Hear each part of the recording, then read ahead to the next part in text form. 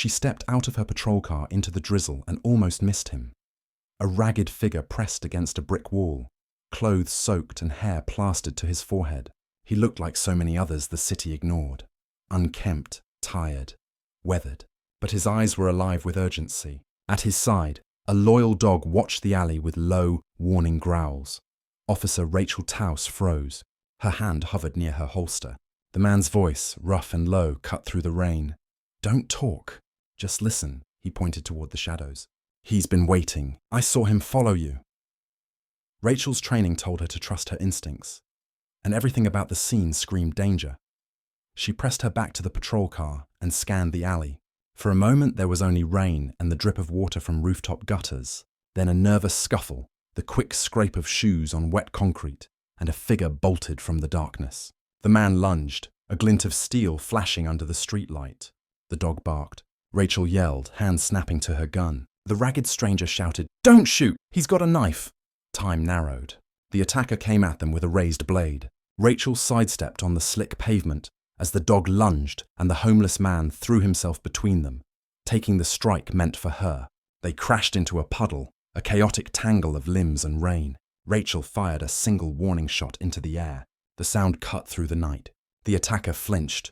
In the instant that followed, the homeless man wrenched the knife away and the weapon skittered across the pavement into Rachel's reach. She kicked it away and snapped handcuffs around the assailant's wrist. The fight was over. When the rain settled and breath slowed, Rachel looked down at the man who had put himself in harm's way. He was exhausted, soaked and filthy but steady. He pushed rain and grime from his face and shrugged as if there were nothing remarkable in what he'd done. "So could you," he answered when Rachel said he might have been killed. There was no heroism in his voice, only a hard, matter-of-fact truth. She offered the man a blanket from her car. He accepted it without fanfare. The dog curled closer to him, grateful and calm. Rachel felt a sudden, sharp guilt for the suspicion she'd felt the moment she first saw him. In the span of a few rain-soaked minutes, someone society had written off as invisible had saved her life. Backup arrived. Lights flashed and officers flooded the scene. While they processed the arrest and took statements, Rachel kept watching the man and his dog. When asked who had stopped the attack, she said simply, "He did." The room fell quiet. The man shifted under the attention, uncomfortable with praise. Rachel crouched to meet his eyes and asked his name. "David," he whispered. She repeated it to herself, committing it to memory. She offered him food and a warm place for the night. He declined, saying no hospitals, no shelters. Still, she couldn't let him vanish back into the shadows. Over the next days, she checked on him, bringing sandwiches, bottled water, a blanket. He accepted those small kindnesses, but clung to his preference for the streets. Yet conversation began to slip through the cracks of his guarded silence. Rachel learned he had once had a job, an apartment, a life that unraveled under the weight of accidents and medical bills and loss. He spoke several languages, knew literature and history, and carried a dignity beneath the grime that made Rachel see him differently. Their encounters multiplied. Rachel would leave notes at the places he liked to rest. David kept them carefully tucked in his worn jacket as if they were treasures. Max, the dog, grew fond of Rachel and greeted her with the same eager affection he showed his owner. Small, ordinary moments knitted them together. A shared sandwich on a curb, a dry spot under an awning, Rachel patching a cut with the little first aid kit she always carried. David kept saving lives. He led Rachel to a locked shed where a missing child had been trapped. He and Max found the boy terrified but alive. The precinct, stunned by his bravery and keen instincts, saw him in a new light.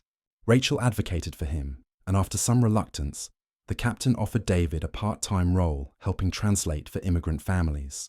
It wasn't charity, Rachel told him. It was purpose. When David stepped into that role, awkward and shy at first, the value of his presence became clear. Parents were grateful, frightened people found a patient voice, and officers learned to listen to someone they'd previously overlooked.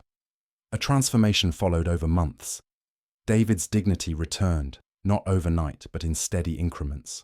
He began showing up, first at the station, then at community meetings where he spoke honestly about survival, shame, and hope.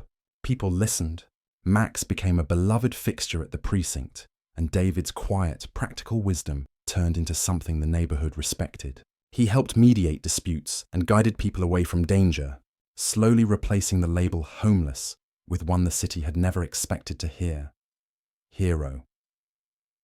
Rachel's relationship with him deepened in ways that surprised them both. What began as gratitude and duty slowly grew into friendship, then into a cautious love. They shared meals in her small apartment. David felt awkward bringing flowers bought with his first paycheck, and Rachel received them with warmth. They navigated the fragile sides of intimacy together. His fear that he wasn't good enough, her steady insistence that he was worthy. He disappeared sometimes, overwhelmed by responsibility and the ghosts of his past. But Rachel kept finding him, keeping her promise to stand by him. Eventually, David moved into a modest apartment. It was simple and bare, but to him it was a new beginning. Max had a bed and toys. Rachel helped him unpack boxes and place the few items he'd saved in a new life. "You saved me," David said quietly one evening. Rachel shook her head. "No, you saved yourself. I just reminded you who you are." The city didn't change overnight. Crime and hardship were still there. The injustices that had once swallowed people like David remained. But now he faced them with a support system. Rachel's faith in him, Max's unwavering loyalty, and a community that had begun to see him. Where once he had been invisible, David became a reminder that the people we pass on sidewalks sometimes carry the most extraordinary courage. He used his second chance, not for accolades, but to lift others up, to speak for the unseen, and to keep showing up, day after day. In the end, their story was less about redemption as a single, dramatic moment and more about the slow, steady work of being human to one another. Rachel's life had been saved by a man who wore rags instead of a badge, and in saving her, he reclaimed himself. Together they built something small and powerful: belonging, purpose, and the quiet possibility of an ordinary, hopeful future.